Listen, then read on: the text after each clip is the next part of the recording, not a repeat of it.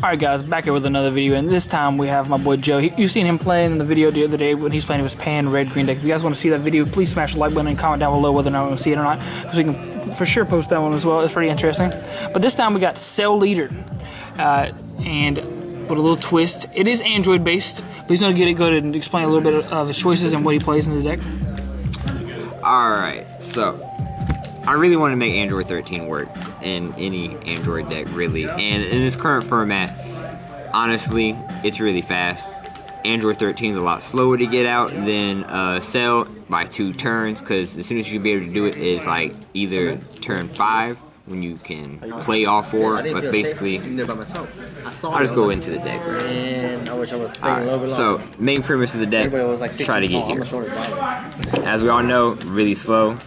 Chose Cell out because control the board, basically. Not to mention Pretty against veggies. Yeah, against veggies too, very popular right now. I will awaken most of the time, be able to draw, stall out more, and KO, proc his effect. Because the main thing about this is he has 2 autos. When he comes out, your opponent has to choose a battle card to KO. The second auto is whenever your opponent's battle card from any area from one of your skills gets placed in their drop area, they have to discard another one. And it's not once per turn. So literally on their turn or the opponent's turn, you'll basically be able to constantly drop it down as long as you have like super combos or anything like that.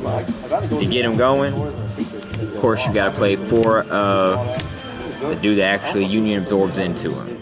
Android 13. Cheat him to play by paying 1 green, and you take was it 14 and 15 and put him under from your drop area? Yep. So basically, as long as you have any one of 14 or 14 and 15 in the drop, pay 1 green, you'll be able to get him out. And this one does. This one right here, there's only like 2 14s and 15s. One is the combo one, which is like Goten, but I believe he's better in a lot of situations. Your opponent has to choose a guy and blow him up? Yep. Your opponent has to choose. Your leader has to be a Android though. But like I said, they have to choose, and it doesn't have an energy cost like Goten. And this one's like Gohan? Yep. This one right here, I only run 1 of them because most of the time you do not want to play him on turn 4, but he does have his situations, which is double strike, and when you play this card, your opponent chooses one of their battle cards, KOs it, and if it's a battle card that costs 3 or less, you draw 1 card.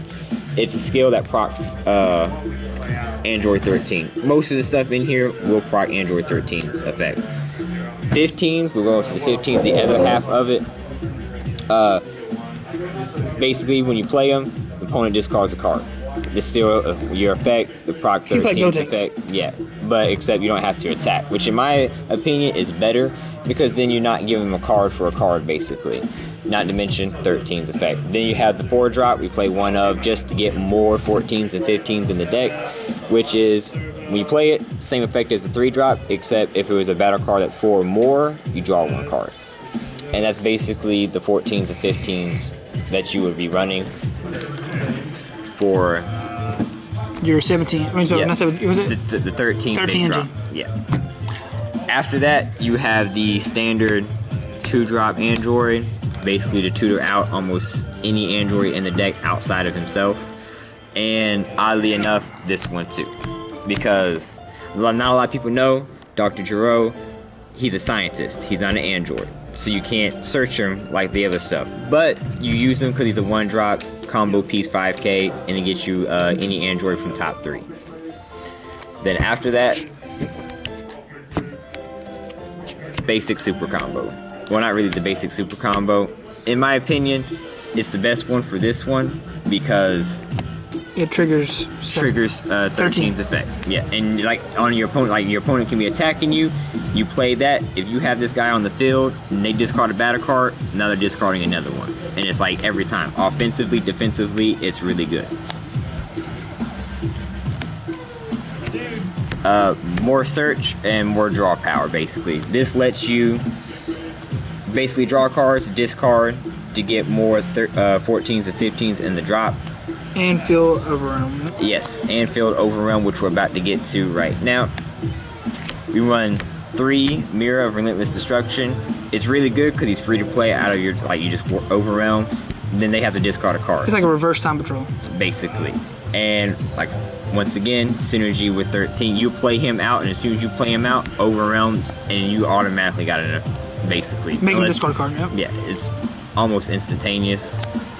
Then the other overwhelm, I recently just added in because I added in a lot of other stuff in the deck, but I feel like critical pressure, so you can actually be aggressive in certain situations, is really useful because most of the time people don't want to take critical damage. I mean, they're going to dump their hand to defend against it, and that's basically the same thing that you want. And if it does go through, once again, critical is the skill. Even if it goes from their life to the drop, it's still caused by your skill, so it procs it. And then 2 18s, 2 17s. If there's anything that I would side in and out of this deck, it would be that and the mirror. The critical mirror. The reason why is because certain matchups, mostly against really aggro decks, you have like a hard time struggling to even make it to get your big drop out. You would basically take these away, add in Android 16s with Revenge. You pretty much, you slow down the game with your cell ability. Outside of that, after the criticals, 2 Further Destruction Chomper. Really good because surprise game ender, they're at 2 life, you're able to play it and you can go for game with it. Or if they're not expecting it, just randomly doing it at 5 to 3 life. Also, if you have 13, that would be 2 cards going to the drop. And if both of them are battle cards, they discard 2. It's really nice. I really like it, and it also it puts pressure. Like they have to do something against it. And it's a sneak attack. Yeah. This card's really annoying. Classic negate. Well, the negate for androids. Really good because once again you can discard your 14s and 15s to the drop with it to fuel for your 13. Not to mention you negate an attack and you can choose one of their battle cards at 3 or less and KO it. It's really annoying if your opponent's trying to set up like a play with horror or something. Yes, like almost veggies. If there's like almost anything, this is almost a 4 of in certain cases. It's just really hard to play it and then you lose one. And it's like your hand will go down it's sort really of like Nimbus. quick. Yeah, your hand goes down really quick if you start doing a lot of these effects that you have. But it fuels the drop zone for Overwhelm and it puts the 14s and 15s for your 13. Last but not least, Tien. Playing Cell. Yes, you have to awaken. Certain matchups, most of the time if you're playing against aggro, you don't really need them. So they'll awaken you for you, basically. You just throw them under there. No cards dead in Cell. Yeah, like there is like no dead cards in Cell because what I really like doing is any useless cards that I have, I can put underneath Cell to KO at any given time on his unawakened side, which really good play is putting your 14s and your 14s and 15s underneath them. Because on demand, once you awaken, take 2 out of them, put them in the drop, KO any card. That can be a 14 and 15 even after you overwhelm. Basically, like it's literally on demand. So you're able to put them back in to do a Union Absorb at any moment if you do it. Which is also part of the reason why this deck works with Overwhelm. Because you can kind of control when you put stuff into your drop. Not to mention, Cell's effect, you place 2 down, KO any battle card, it procs it. It's any skill. And obviously the draw power. You need Tien or prop him too.